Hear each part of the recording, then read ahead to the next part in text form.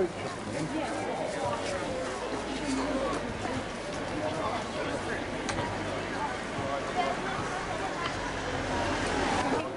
That's sweet chicken then.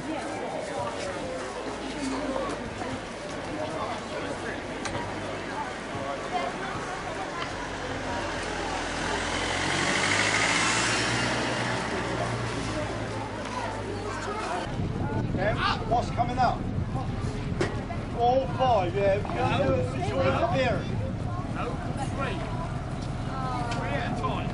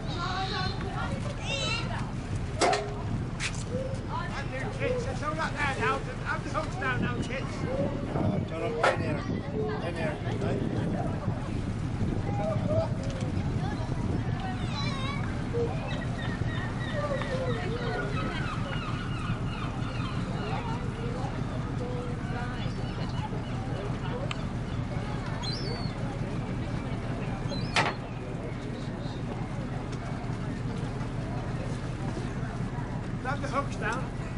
Have the hooks down. Have the hooks down. Yeah, we just got the weight here, haven't we? You've got to get it back out the way. No, I'm already far down it. Have the hooks down. Go. We should hold her. Oh, yeah. Hey? It's how they put it up once in the road.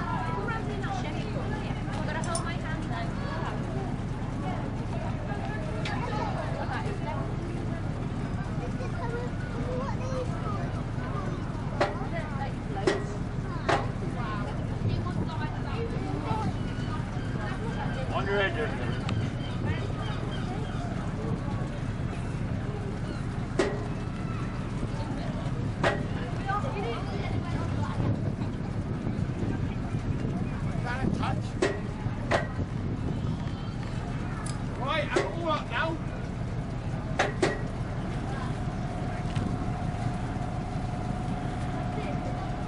amazing that is, eh? How amazing. Yeah, look at the length of that. What are we going to do with that now? Up, one, up, one, up. How amazing that is. How amazing. So we've got to pull all in, haven't we? How amazing. Well, what it?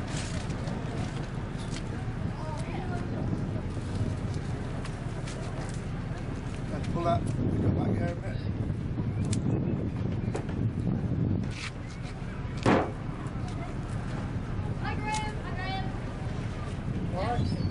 Right, Phil. Right. I've got Pikey's keys in that move. No,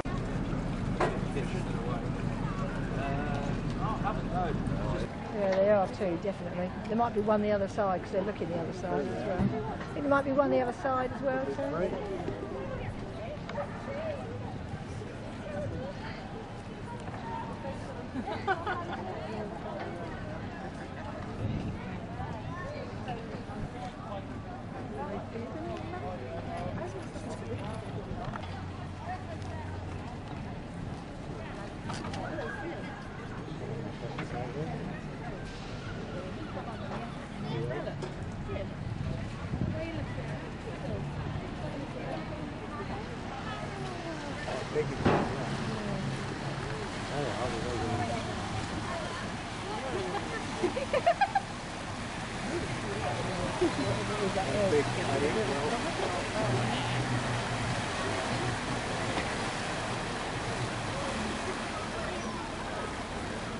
I think they've gone there.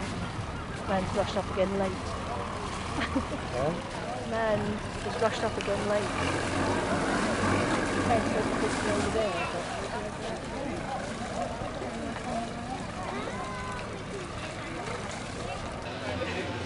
I feel like you know that? they can like spot it.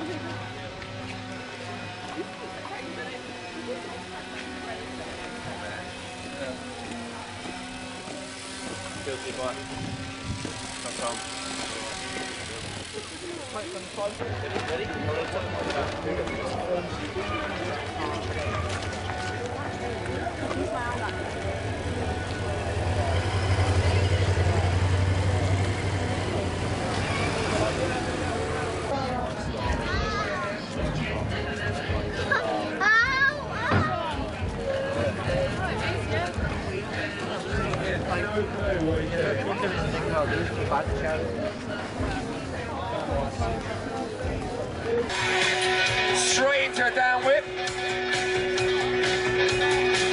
Another Vader. Fast foot jam. Cam also riding no brakes. Toboggan. Lazy can. Bar spin. Tail whip. Linking back-to-back tricks like the no-hander. Give it up for Cam Peak, everyone. Didn't put a foot wrong.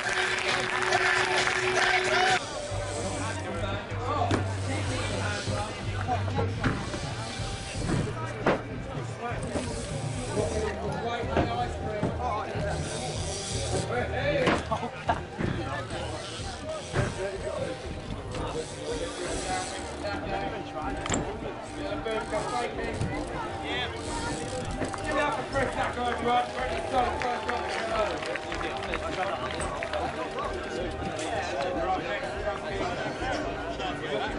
What is it?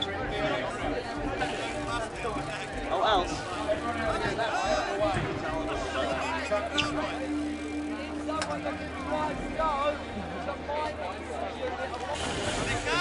Yo! Massive basket flare.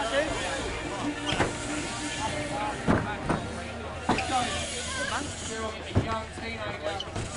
So much skill on the bike. He's got his own website, so he's got comments on his thing.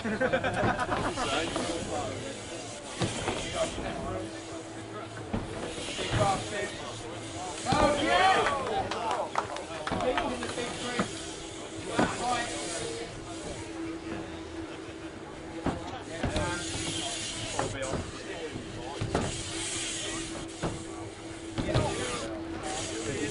Follow these guys on Instagram. Give it up for Cam Peak, everyone. Solid run together. Cam Peak.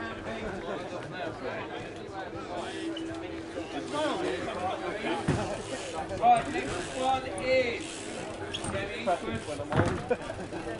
second run. After these runs, we'll go to the best trick.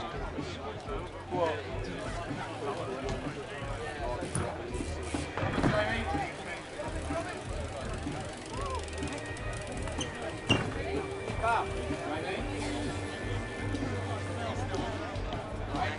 Are you ready? Favourite song. Look at Jamie. He's good. So graceful. Give it up for Jamie. He's working flaring around. Bringing the style to the ramp. Christopher, final run. Oh. Poor Sacco. Sure. This one's going to be a pressure straight out.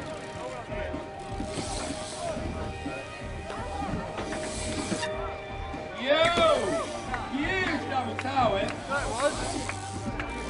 Yeah. Right.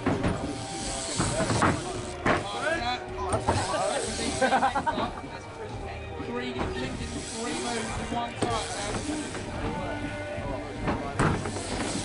Yes, that's good. That's kind of crazy.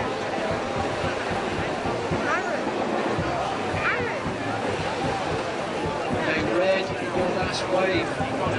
3.5 moves you into second place. Red is now second. Blue, third. You need a 2.8. Blue, a 2.8. Yellow, 4.4. Now on last scores.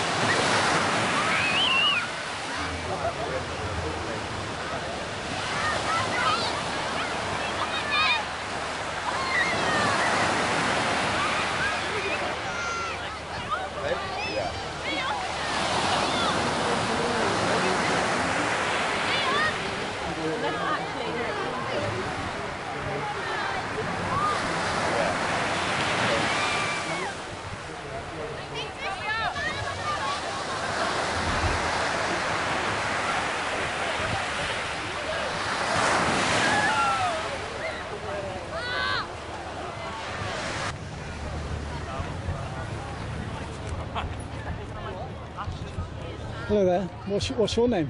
Yeah, it's Lindsay. Lindsay, yeah. So you're carrying a cross on Bristol Beach. Yeah. It's the first time I've seen you here. So what's it all about? I mean, I'm trying to give away to people something that's happened in my own life. Yes.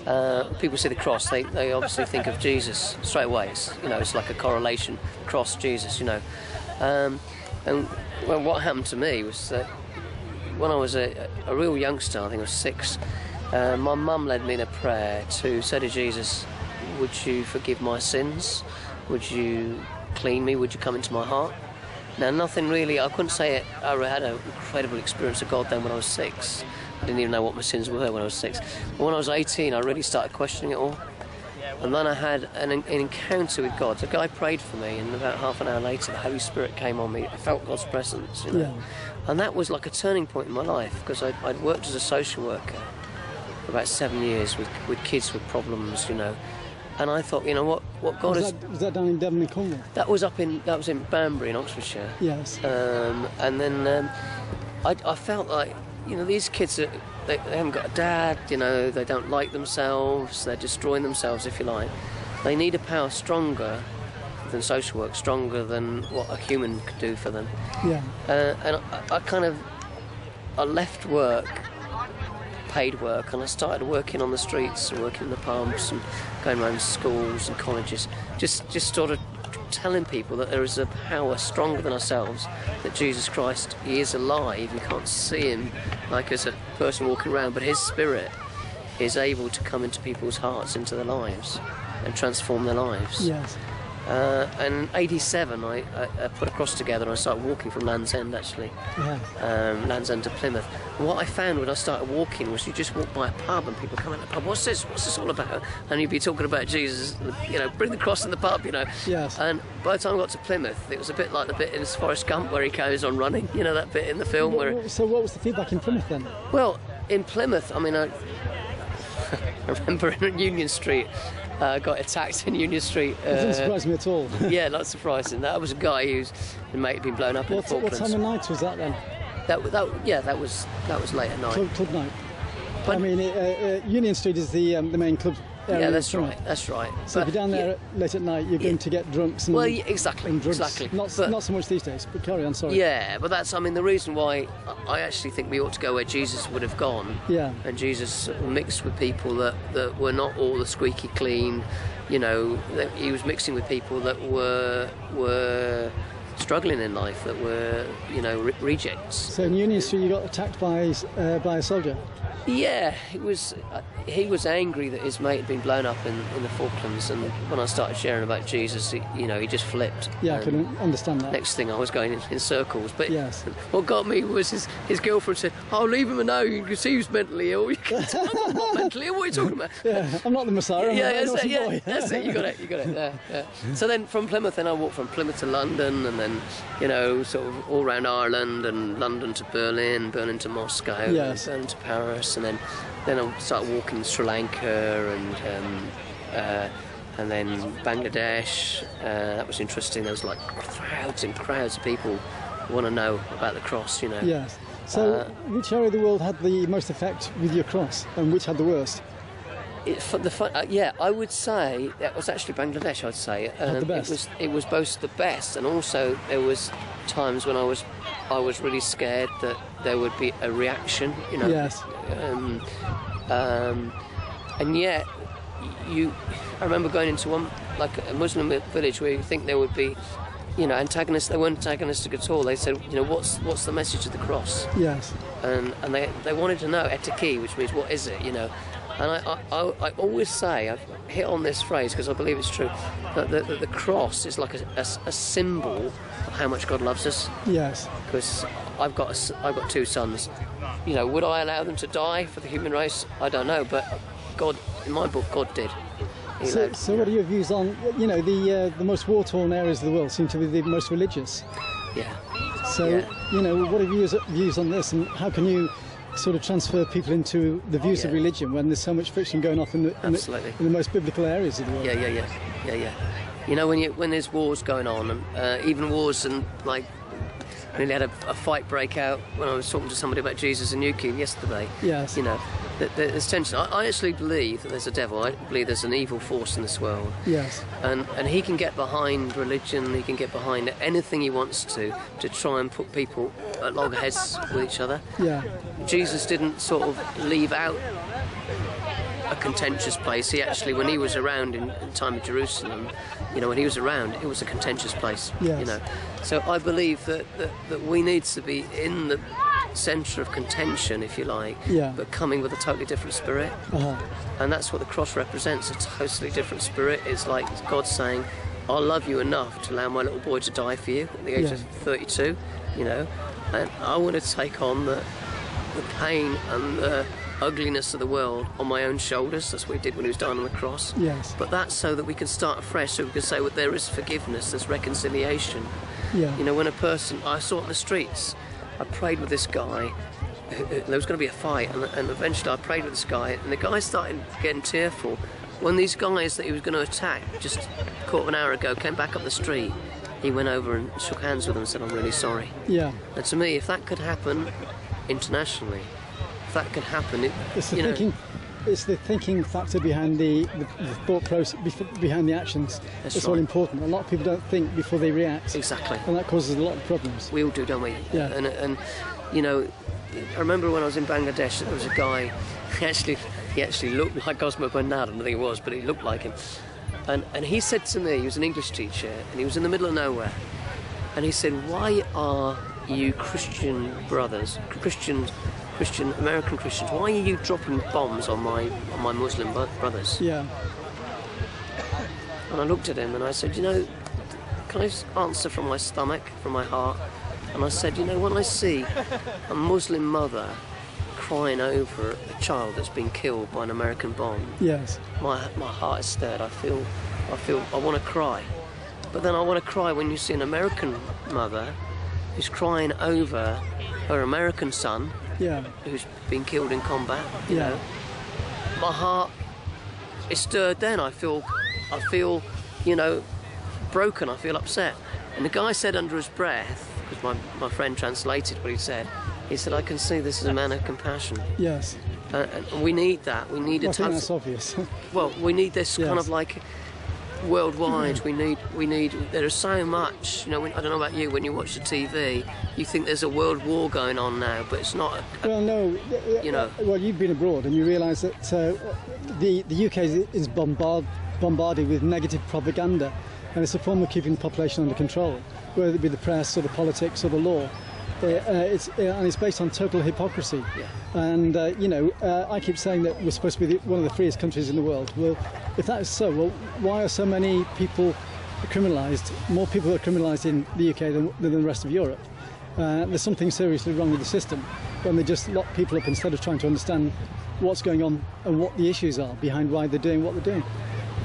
You know. Yeah, that's really where I spend all my time, like, individually talking with people, you know. Yes. And I see, I want to bring love into that person's life. Yes. Now, you can bring human love, which is good. Yeah. But I also want to bring the love of God. Yeah. And the love of Jesus. I want to see lives transformed, you know. Yeah. And thankfully, I've seen thousands and thousands and thousands in my time over the 40 years that I've been following Jesus. Yes. I've met so many people whose eyes are shining with joy, who tell me a story how their life was messed up with drugs or broken relationships, and now they found Jesus. What's now called compound the problem.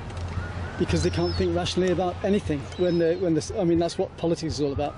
You know, I worked for NATO for 3 years in Brussels, and politics is all about people undermining each other with large amounts of alcohol. So a lot of what goes on is totally irrational, and it's showing now within politics in the UK. You know, so that's why I love Jesus, because this guy, Jesus Christ, he went right against the crowd, totally opposite direction. He said, look, I want you to love one another. Can I just tell you something I wrote a few years ago? Jesus was a hoodie. He grew his hair too long, talked to a bunch of losers, caused political alarm.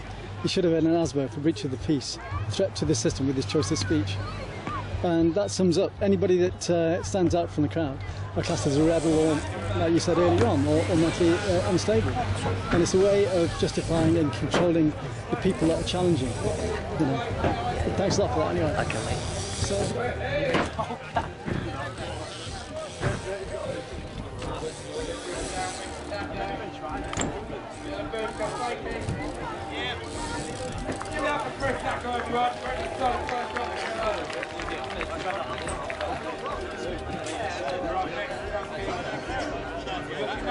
What is it? Oh, else.